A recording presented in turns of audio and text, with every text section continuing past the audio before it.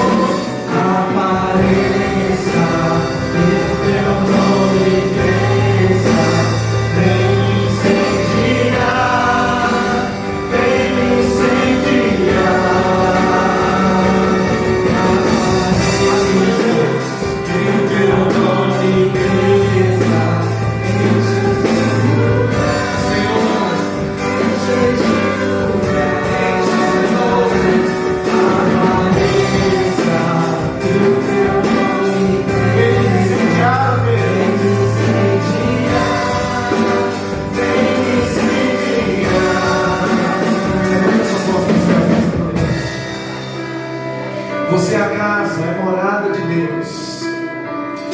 Diga para Ele nessa noite: eu sou a casa, eu quero que o Senhor faça morada. Eu quero que o Senhor tome a direção. Nós estamos apresentando a Ti a nossa vida como casa, Senhor. Nós queremos pedir, quero que o Senhor venha limpar esta casa, Senhor. Porque muitas vezes nós permitimos que sentimentos que não provêm de Ti entrem nessa casa. Senhor, limpa. Senhor, tira tudo que não é teu. Traga cura aos corações. Em nome de Jesus. Jesus, declara que você é casa. Essa casa é sua casa. Nós deixamos Ela pra você. Jesus.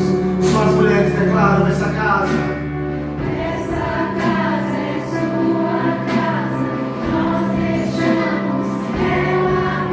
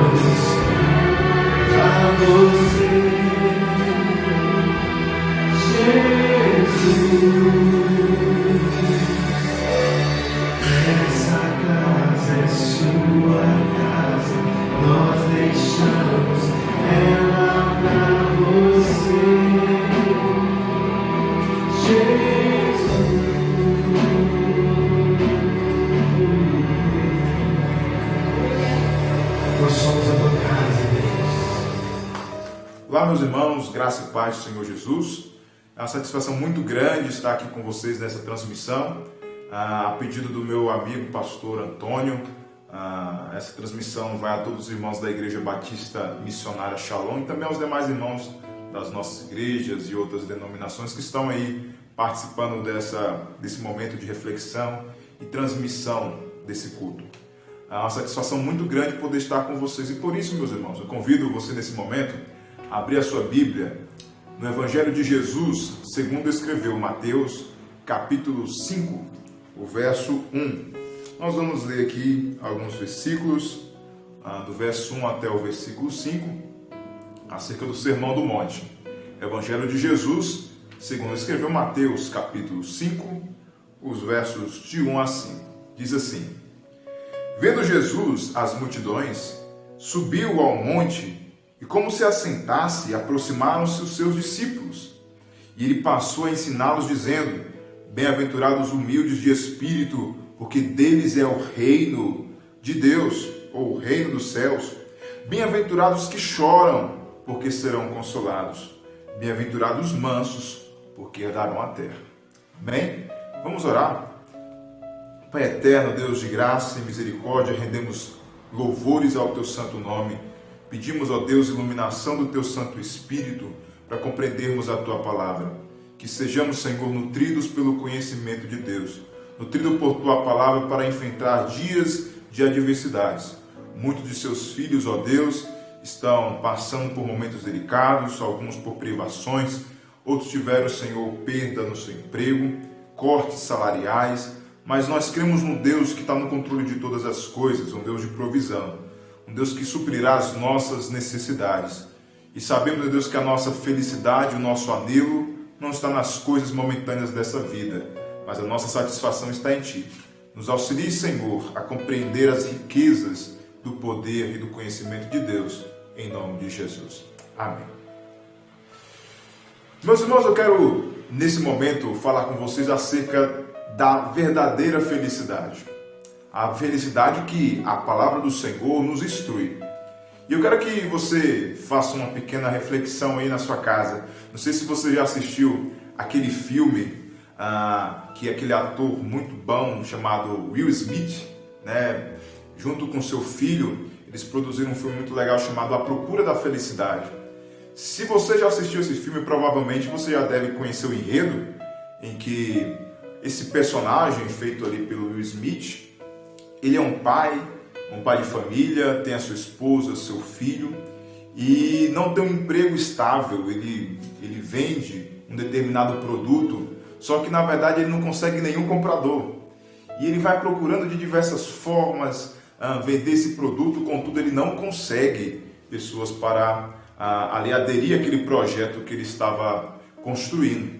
Sua esposa fica indignada, abandona ele, abandona o filho e lá no final do filme vocês conseguem ver que ele encontra, né, um determinado setor e ali ele começa a ter êxito na sua formação, na sua produção e de repente o camarada vira um multimilionário, né? Foi baseado em histórias reais. Mas ali, irmãos, qual fica a mensagem subliminar de tudo isso? O camarada estava à procura da felicidade. E será que ele já não era feliz? A felicidade, de acordo com esse filme hollywoodiano, está nas circunstâncias do ter. No ter condições de ele ter se tornado futuramente um camarada multimilionário que pôde dar uma educação de qualidade para o seu filho e tudo mais. Então, o que ele estava procurando o tempo todo era dinheiro, estabilidade financeira. No final de tudo, a felicidade, segundo a perspectiva desse filme, está na satisfação do dinheiro e da riqueza. Infelizmente, irmãos, às vezes a gente olha para esse filme e fala: nossa, que filme bonitinho, né? Mas tem uma mensagem por detrás disso. Infelizmente, muitos cristãos têm entrado nessa, de que a sua satisfação, o seu anelo, o seu desejo, a sua felicidade encontra-se baseada nas coisas momentâneas dessa vida. Você também já deve ter visto aquela propaganda da Coca-Cola, né? Abra já a felicidade. Ou quando você abrir aquela garrafinha de Coca-Cola, faz tss, né?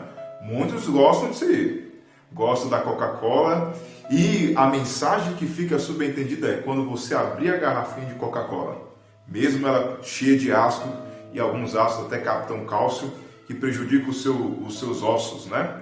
Você vai ter felicidade. Você vai satisfazer o seu prazer em meio aos açúcares presentes nessa bebida. Você vai se tornar feliz. Essa é a mensagem por detrás da propaganda da Coca-Cola. Você tem que se satisfazer e abra a sua felicidade. Mas será que é isso que o Evangelho nos instrui acerca da felicidade?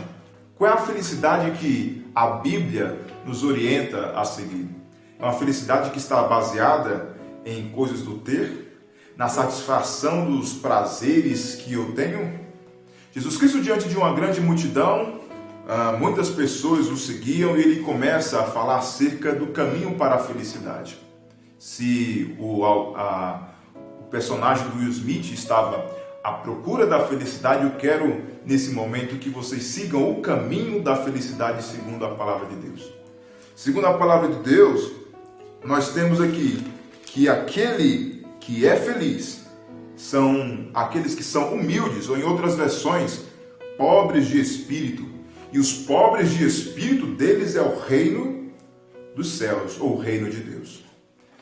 Mas o que consiste nisso? Em que consiste essa pobreza de espírito? Será que a felicidade está concentrada nas benesses dessa vida? Creio que não. Muitas pessoas, para encontrar felicidade, têm gastado horrores de dinheiro, vivendo por viagens, e agora não pode mais, né, viajar, mas para apairar aquele momento que estava vivendo de tristeza, de agonia, talvez o problema no relacionamento, na empresa, ou em qualquer outra área da vida. E alguns vão a viagens psicodélicas, achando: olha, não vou para essa viagem, vou esfriar a cabeça, vai ficar tudo bem. Mas quando volta, irmão, da viagem, o problema está ali. Continua a mesma coisa, né? As viagens que são prometidas, os prazeres deste mundo não podem satisfazer. De fato, e principalmente nesses dias, irmãos, a gente tem observado, né, esses dias epidemiológicos, que de fato a alegria não está nas coisas. Imagine, você está aí na sua casa agora. Eu sei que muita gente já deve ter comprado aquelas roupas bonitas. Não, essa roupa aqui eu vou para tal evento, eu vou para tal lugar com essa. E hoje está tudo pendurado aí no seu guarda-roupa. Aquele tênis bonitão, né? Aquele sapato aveludado, está aí no seu sapateiro, irmãos. Ou para aqueles que têm closet, né? Está no closet, está aí. Você não está usando. E a gente começa a compreender que a felicidade está em coisas muito mais simples da nossa vida. Você passar mais tempo com a sua família, com seus filhos, com sua esposa, com seu marido. Ter tempo de dedicação e devoção que você anteriormente não tinha. Ter um momento de devoção e volição a Deus que talvez decorrendo do seu trabalho anteriormente você também não tinha. A felicidade, segundo Deus, consiste na pobreza de espírito. E a palavra pobreza de espírito não se refere, irmãos, àquela pessoa que é pobre espiritual. O pobre de espírito não é aquele que tem uma vida com Cristo capenga. Não é. Jesus Cristo não está falando que esses são felizes, porque a palavra bem-aventurado também pode ser interpretada como aquele que é feliz. Felicidade, irmãos, segundo aqui a pobreza de espírito, também não é aquela pessoa, irmãos, que tem uma condição financeira baixa, e isso é felicidade. Não, também não é. Não está falando daquele que é pobre espiritual, também não está falando daquele que é pobre financeiramente, porque muitos encontram satisfação em uma vida dessa forma, de pobreza, tanto espiritual quanto financeira. Mas Jesus Cristo está falando da pobreza de uma pessoa que é totalmente dependente de outrem. A pobreza aqui também, irmãos, a palavra pobre, não é aquele pobre que consegue em determinado momento da sua vida, ele arrocha ali o sistema financeiro e consegue comprar alguma coisinha, compra arroz, compra feijão, consegue se manter, paga as contas, tem o seu carrinho, mas no final do mês, no início do mês, já acabou tudo também, pagou as contas, acabou também o dinheiro. Não é esse pobre, né, que consegue se manter. Mas a pobreza que é apresentada por Jesus é aquele pobre que de fato não consegue se manter e suprir as suas necessidades. Ele depende de outrem. Mas você vai se perguntar aí, mas como pode ser alguém feliz que não ter a sua independência? Porque aquilo que nós mais ansiamos é a gente ter a independência a ponto de não depender de ninguém. Muitos não querem depender de outrem, não é? Não, eu tenho uma raiva disso, outros falam dessa forma. Não, irmãos. Aqui a felicidade está exclusivamente na pobreza de espírito, a ponto de eu depender só daquele que eu posso depender, que é de Deus. Felizes são aqueles que vivem uma vida totalmente dependente de Deus. Deus, irmãos, é claro que Ele não quer que a gente viva na infantilidade espiritual, mas Ele quer que a gente viva na dependência dEle. A pior coisa do homem é achar que pode viver uma vida distante de Deus, que pode viver uma vida independente, enquanto nós, irmãos, não alcançamos na realidade a nossa maioridade, nós estamos na minoridade. Nós somos totalmente dependentes do Senhor. Felizes são as pessoas que reconhecem que são totalmente dependentes de Deus. Felizes são aqueles que não dependem das riquezas. Felizes são aqueles que não dependem das circunstâncias momentâneas dessa vida para se satisfazerem. Felizes são aqueles que não têm os seus deuses colocados nas suas prateleiras. Muitos irmãos, até mesmo muitos cristãos, têm alguns ídolos. Esse ídolo, irmão, pode ser a sua família. Esse ídolo pode ser sua relação amorosa. Esse ídolo pode ser a própria riqueza, o dinheiro, o sexo. Porque tudo aquilo que ocupa o lugar de Deus tornou-se um ídolo. Tudo aquilo que nos satisfaz mais e que tira o nosso maior tempo também pode ser classificado como nosso ídolo. Logo, nós achamos que devemos viver na dependência daquele ídolo. Aquele que acha que a sua felicidade está na riqueza ou na satisfação dos seus prazeres, em que o seu corpo tem que estar cheio de dopamina, que dá a sensação da felicidade. Na verdade, esses são os infelizes. Felizes são aqueles que vivem uma vida totalmente dependente de Deus. Pense um pouquinho, irmãos. Será que nesses dias em que os recursos humanos se acabaram, que o homem ainda não tem solução para muita coisa, para esse problema que sobreveio, e até você se acha um pouco desamparado nesse momento, você está totalmente do jeito que Deus quer, totalmente dependente de Deus. Felizes são esses que vivem uma vida dependente de Deus. Qual a consequência desses que vivem totalmente dependente de Deus, meu irmão? Esses que vivem totalmente dependente de Deus, a eles é prometido o reino dos céus. A expectativa daqueles que são pobres de espírito, daqueles que vivem dependentemente de Deus, é de que um dia eles também irão para o reino de Deus. Eles desfrutarão da plenitude do reino de Deus, porque nós já fomos alcançados pelo reino do Senhor. Com a morte e ressurreição de Jesus, Ele instaurou o seu reino, e nós já experimentamos e desfrutamos do reino do Senhor, aqueles que vivem na dependência de Deus. Mas é uma satisfação totalmente diferente de que o mundo pensa. Aí alguns podem até pensar, mas como assim? Tem esse problema muito grande que a humanidade está passando, que é a questão do mal. Como que vocês são felizes vivendo na dependência de um Deus que é bondoso, todo-poderoso, mas permite que o mal exista? Hoje eu sei que tem muitas questões que estão sendo colocadas sobre o problema do mal, mas infelizmente, irmãos, é a consequência do pecado da humanidade. E o sol nasceu para o justo e para o injusto, e todos nós, irmãos, podemos a qualquer momento também desfrutar das mazelas do pecado, das consequências das mazelas do pecado. Mas somos felizes porque vivemos totalmente dependentes de Deus. Outro fator que Jesus fala que aqueles que seguem esse caminho são felizes é o caminho daqueles que choram. Se você quer ser feliz, você tem que passar por esse caminho. Não é os caminhos pelos quais o mundo tem apresentado. O primeiro caminho para a felicidade é viver uma vida de dependência com Deus. O segundo caminho para viver uma vida feliz é você chorar. Felizes são aqueles que choram, porque eles serão consolados. E que choro é esse que traz consolo? Ninguém gosta de chorar, né? Ninguém gosta de viver dias tristes, dias maus. Não, ninguém gosta. Nós gostamos de ficar alegres, mas na perspectiva de Jesus, esse é um choro que traz felicidade. Que choro é esse, irmãos, que traz felicidade? Se você recordar um pouquinho aí, o choro que nos traz felicidade é o choro de arrependimento. Arrependimento pelos pecados. Se hoje você se arrepender, se hoje você chorar com esse choro de arrependimento, você está num caminho de plena felicidade em Deus. Felizes são aqueles que abandonaram o seu pecado.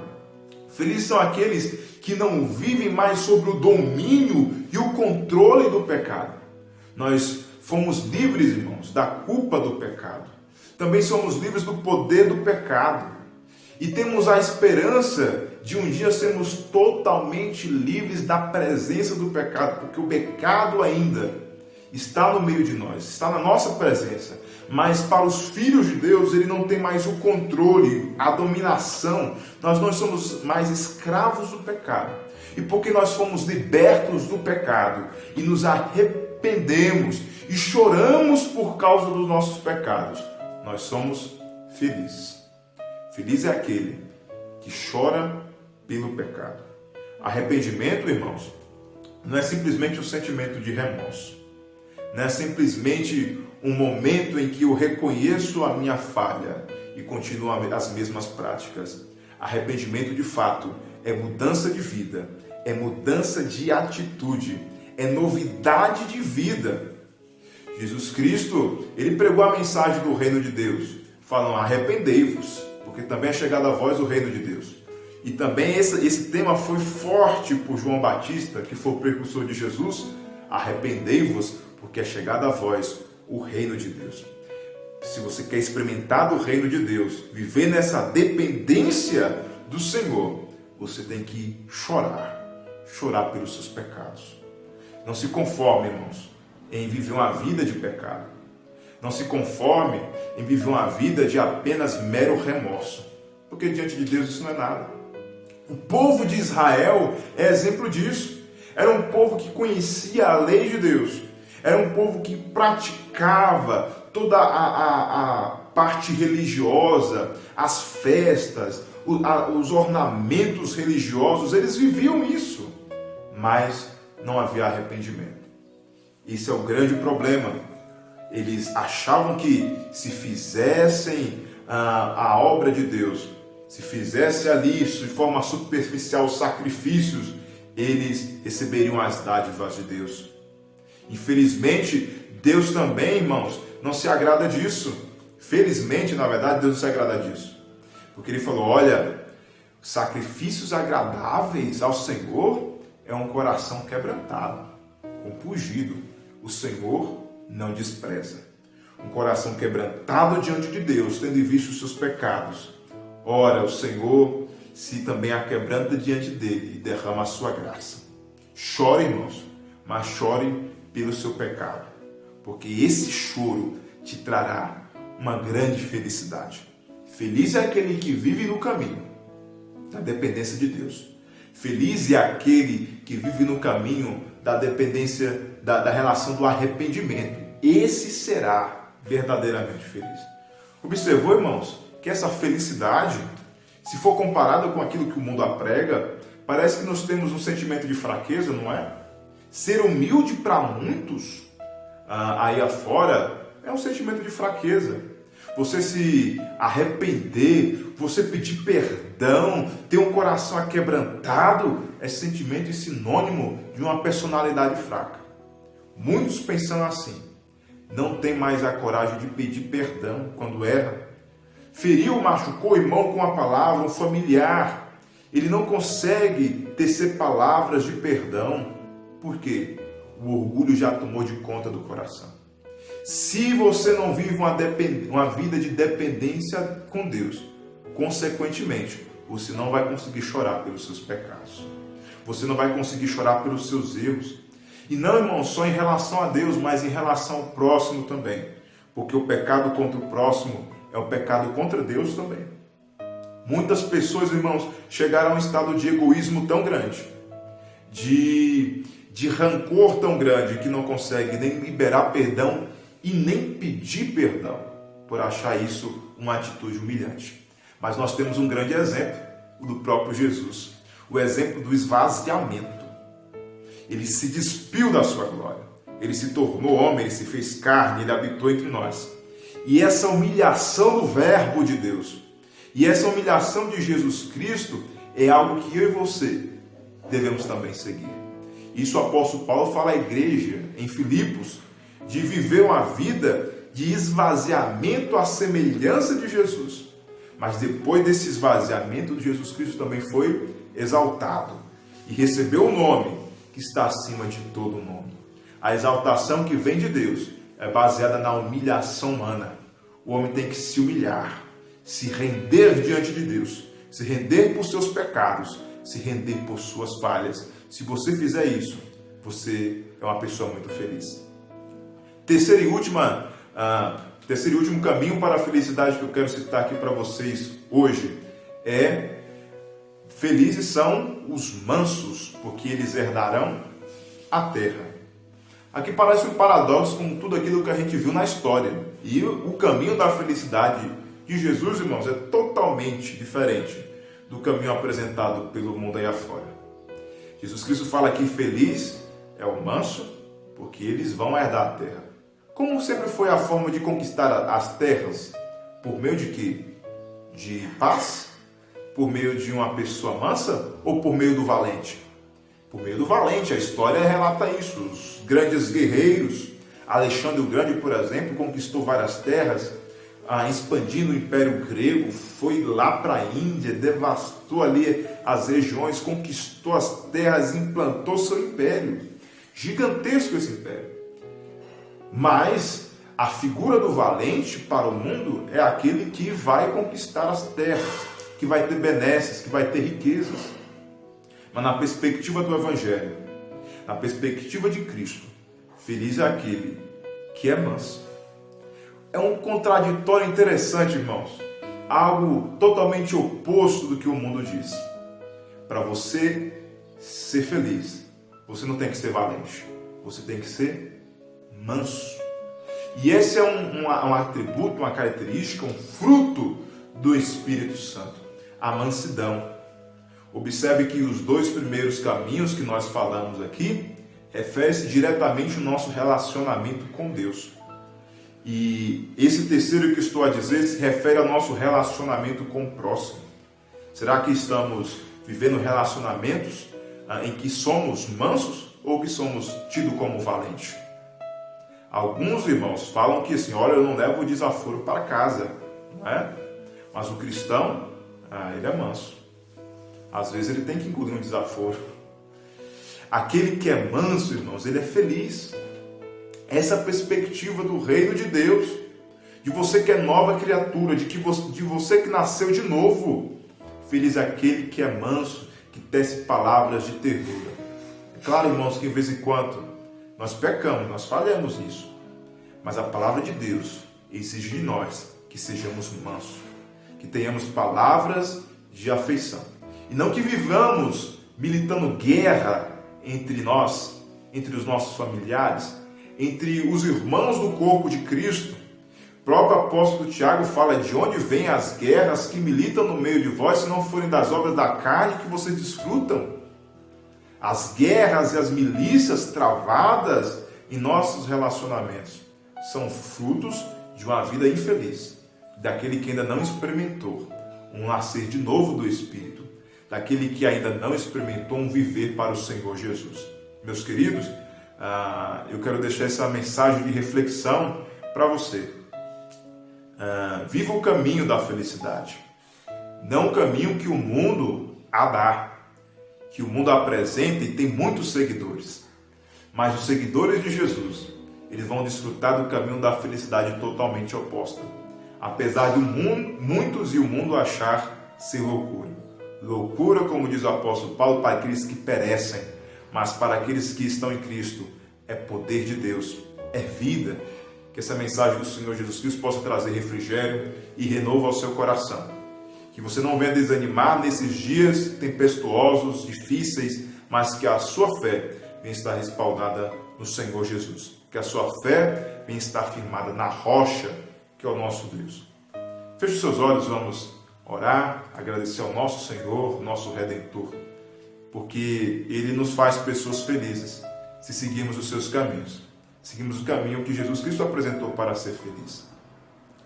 Espírito Santo de Deus, nós te glorificamos e te louvamos por esse momento de reflexão, que a tua palavra, ó Deus, venha ter encontrado guarida no coração dos teus filhos. Meu Deus, nós somos felizes. Ó meu Deus, eu creio que o povo de Deus é um povo feliz, porque nós somos totalmente dependentes de ti. Reconhecemos a nossa miséria e a nossa escassez de recursos, e suplicamos os recursos celestiais. Ó meu Deus, nós também somos felizes porque choramos porque somos pecadores, choramos, ó Deus, porque somos falhos, os nossos pecados são muitos, mas a graça do Senhor nos alcança. Obrigado, Jesus.